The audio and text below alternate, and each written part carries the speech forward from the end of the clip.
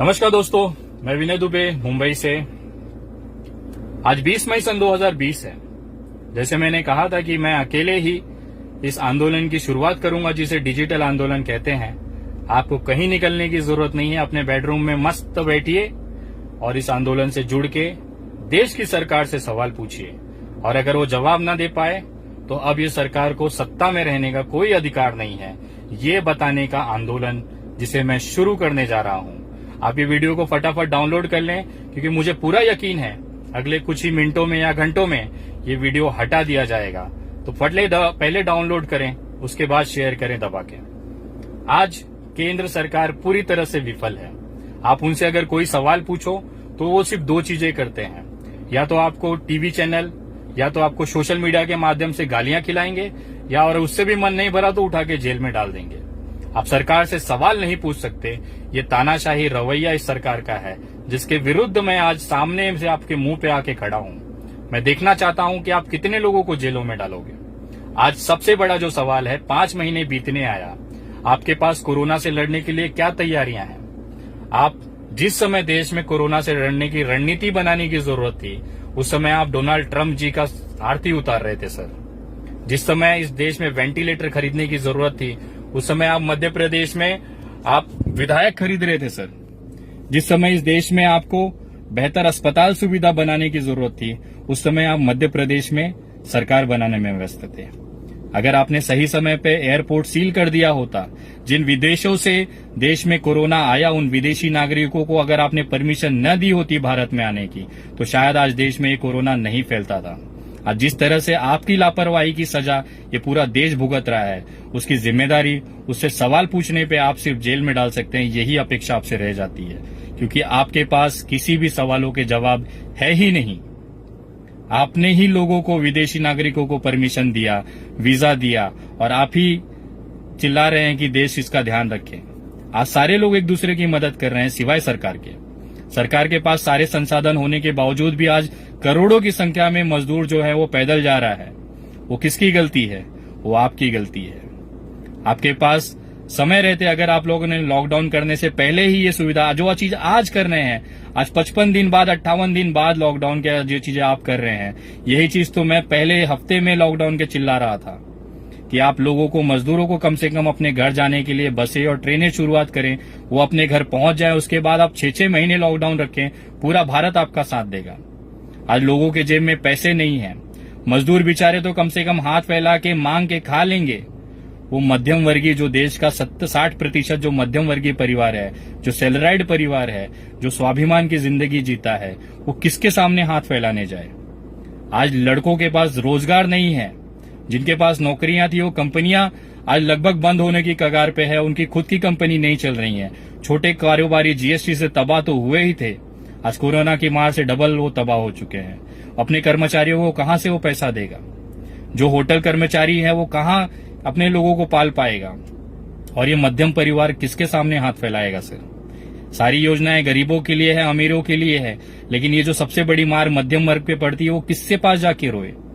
हमें घर का भाड़ा देना ही होता है, हमें अपने बच्चों को पेट में निवालना डालना ही होता है।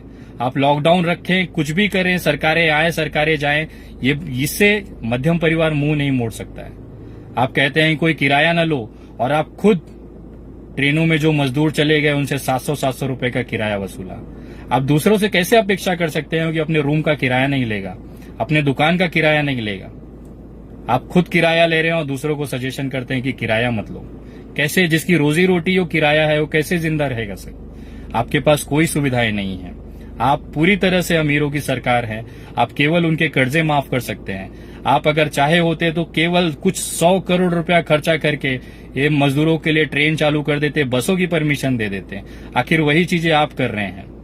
मैंने पहले लॉकडाउन के अंत में जो चीज कहा था, तो मुझे जेल में उठा के डाल दिया जाता है कि आपकी वजह से भीड़ जमा हुई, कोरोना फैला इस मुंबई के अंदर आपकी वजह से। मुझे एक बात बताइए सर, मैंने मजदूरों की आवाज उठाई, उनके पेट के निवालों की बात की, उनके गांव जाने की बात की। लोग जमा हुए, किसी वजह से वहां पे जमा हुए, उसके बाद मुझे आरोपी बना दिया जाता है कि विनय दुबे की वजह से वहां पे कोरोना फैला, मुंबई में लोग जमा हुए, इससे कोरोना फैलने का डर था। मुझे एक बात बताएं आप सर, दारू की दुकान आपने खोली, ठेकों को परमिशन आपने दिया, देश में से दारू बेचने की परमिशन आपने दी, करोड़ों लोग वहां पे रात रात भर लाइनों में खड़े रहे, उससे कोरोना नहीं फैला होगा। सिर्फ विनय दुबे ने मजदूरों को कहा और मजदूरों से केवल कोरोना फैलेगा। आप किस तरह की आप राजनीति कर रहे हैं, हमें समझ से बाहर है। जिस ऑटो रिक्शा ड्राइवर जो दिन भर मेहनत करता है, शाम को अपना पेट पालने के लिए घर पे राशन और भाजी लेके जाता है, तब उसके बच्चे निवाला खाते हैं, वो 1.5 महीने से घर पे है, उसकी कौन सुनेगा सर? 1.5 महीना जिसकी गाड़ी नहीं चली है, वो ईएमआई कहां से भरेगा सर? जिसके घर पे 1.5 महीने से कोई गाड़ी नहीं चली है, वो कैसे अपना परिवार पालेगा? आज कैसे तैसे करके वो ऑटो रिक्शा वाले अपने उत्तर प्रदेश पहुंचे हैं, तो उसको भी वहां पे आपको सहयोग करना चाहिए। उल्टा उन लोगों को आप मेडिकल जांच के नाम पे वसूली चालू है। अपने सरकारी अस्पतालों में दवाई नहीं कह के बाहर से मेडिकल से आप दवाइयां लो, और दवाइयां भी 500-700 रुपए की। वो गरीब मजदूर अगर उसके पास 500-700 रुपया होता तो वो अपना कर्म भूमि छोड़ के अपने जन्मभूमि नहीं गया होता, वो यहीं पड़ा होता और खा रहा होता। अब वहां जाने के बाद भी उसको हलाल करेंगे आप? कितने पैसे की लालच है सर आप लोगों को? आप एक तो मदद करोगे नहीं, आप बसें नहीं चलाओगे, आप ट्रेनें नहीं चलाओगे, और जो चला रहा है आप उसको भी प्रताड़ित करने पे लगे हुए हैं। कैसे तैसे करके चलो, आपने कुछ नहीं किया, मजदूर पैदल चले गए, पैदल जाने के बाद भी आप उन्हें अपने राज्यों में आने नहीं दे रहे हैं। आप मेडिकल टेस्टिंग कराओ ना, जो सही है कम से कम उसे तो अपने घर पहुंचने दो। वो आपसे कुछ नहीं मांग रहा है सर, बस पैदल जा रहा है, उसमें भी आपको दिक्कत है। यही सारे सवाल हैं जो आपसे अगर कोई पूछता है तो आपके जो लावारिस बच्चे जो सोशल मीडिया पे है उसको गाली गलौज करते हैं, उसके धर्म के नाम पे गाली देते हैं। आज मैं आपसे कहता हूं कि एक नया आंदोलन मैं छेड़ने जा रहा हूं, जो ये सोशल मीडिया की जो गंदगी है, अब आप उसे साफ करेंगे सर। मोदी जी, आप पूरी तरह से विफल हैं इस देश के सरकार चलाने में। आप एक अच्छे वक्ता हैं, मेरे आराध्य हैं, एक उसका सम्मान है, लेकिन देश चलाने में आप सक्षम नहीं हैं। ये बोलते हुए मुझे शर्म आ रही है। आप देश चलाने में सक्षम नहीं हैं, आपके अंदर वो काबिलियत नहीं है कि आप एक देश चला सकें। आपने इतने साल गुजरात मॉडल के नाम पे आप जीते, आप वहां पे मुख्यमंत्री रहे। मुझे बताते हुए शर्म आ रहा है कि आज वही गुजरात में आपके जो डॉक्टर्स हैं वो पीपीई किट के लिए आंदोलन कर रहे हैं। ये आपका वही गुजरात है जहां पे मजदूरों को एक वक्त निवाला नहीं मिल रहा है, जिसकी वजह से वो सड़कों पे गाड़ियां तोड़ रहे हैं। ये आपका वही गुजरात है सर, जिन मजदूरों को आप वहां से भगा रहे हैं। मारपीट की गई जब ठाकुर कांड में, जिस समय ठाकुर समाज ने उत्तर भारतीयों को मार के भगाना चालू किया, तो उस समय राज्य में आपकी सरकार थी, केंद्र में आपकी सरकार थी। ये गुजरात मॉडल है सर, और आज इसी गुजरात मॉडल का जो भुगतान है ना, वो पूरा देश भोग रहा है। एक छोटा सा व्यापारी, एक छोटा सा दुकानदार, वो कैसे जिंदा रहेगा? उसके पास, आपके पास कोई नीतियां नहीं है। मध्यम परिवार, बेरोजगार युवा किसके सामने हाथ फैलाए, उसके लिए आपके पास कोई योजनाएं नहीं है, कोई उसका सोल्यूशन नहीं है। आप केवल अपने लावारिस बच्चों से गालियां दिलवाओ। आज जो आंदोलन मैं शुरू करने जा रहा हूं, इस देश से ये जो कचरे हैं इसको साफ करने के लिए मैं आंदोलन, सोशल मीडिया के जो कचरे हैं उसे साफ करने के लिए मैं आंदोलन लेके चल रहा हूं। ये चीज मैं पिछले 15 दिन से डेली कर रहा हूं, और मैं चाहता हूं कि अब पूरा देश ये चीज करे। अगर आपको सही लगता है करे, कोई जबरदस्ती नहीं है। अगर आपको लगता है कि अब देश में गाली गलौज और नफरत की राजनीति नहीं चलेगी, तो आपको इस आंदोलन में साथ देना पड़ेगा। नरेंद्र मोदी जी 3 माध्यमों से जीत के आते हैं। उनकी जो सबसे बड़ी ताकत है लोगों को गुमराह करके जीतने की, वो सबसे बड़ी ताकत इन 3 जगह से आती है।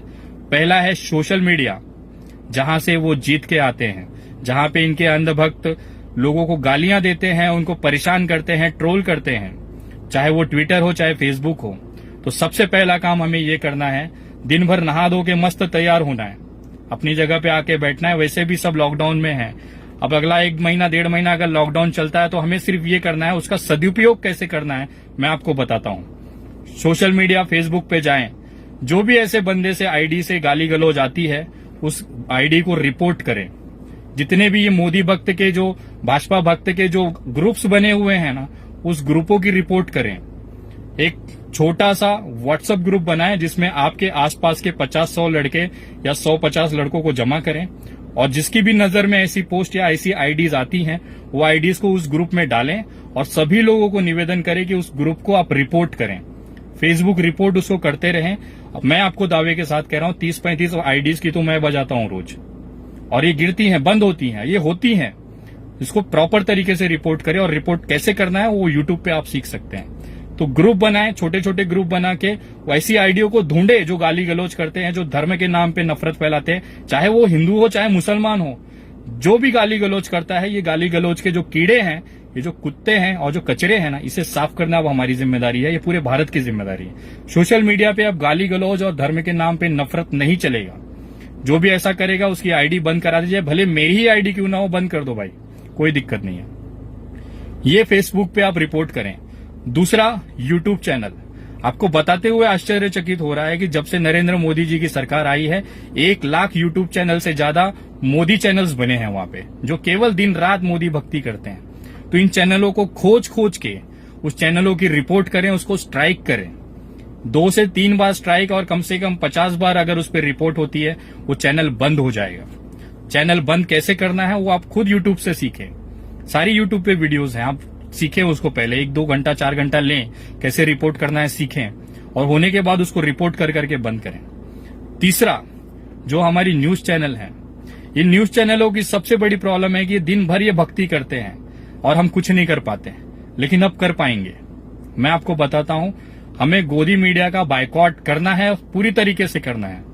आप अपना परिवार और आस के जितने रिश्तेदार परिवार हैं उनसे कहें कि भाई अगर आपको सहमत हैं तो ही, जबरदस्ती नहीं है, कि आप ये जो अपना सेटअप बॉक्स है या केबल ऑपरेटर है उससे कहें कि हमें ये न्यूज चैनल्स नहीं चाहिए, उसको निकलवाएं।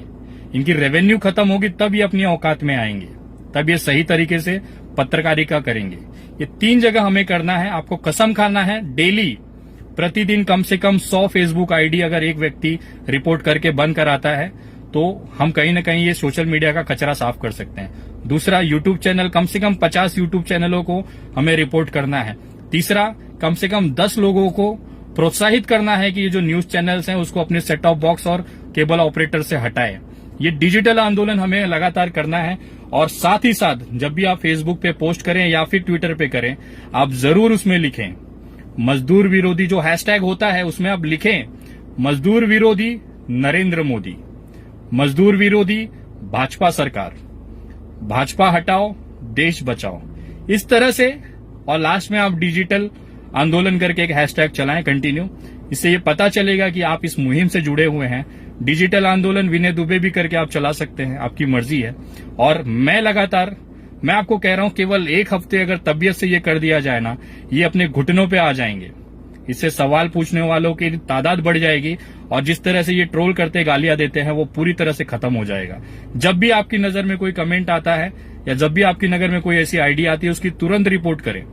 उस गाली को बेस करके उस कमेंट को रिपोर्ट करें। मैं आपको दावे के साथ बोल रहा हूं, ये कचरा जो है ना सोशल मीडिया का, वो खत्म हो जाएगा। अब हमें ये करना है, say no to social media abuse.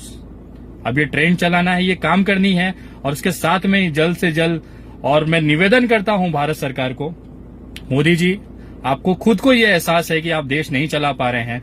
मैं आपसे निवेदन करता हूं कि स्वेच्छा से अपनी एक नैतिक जिम्मेदारी लेते हुए आप अपने पद से इस्तीफा दे दें।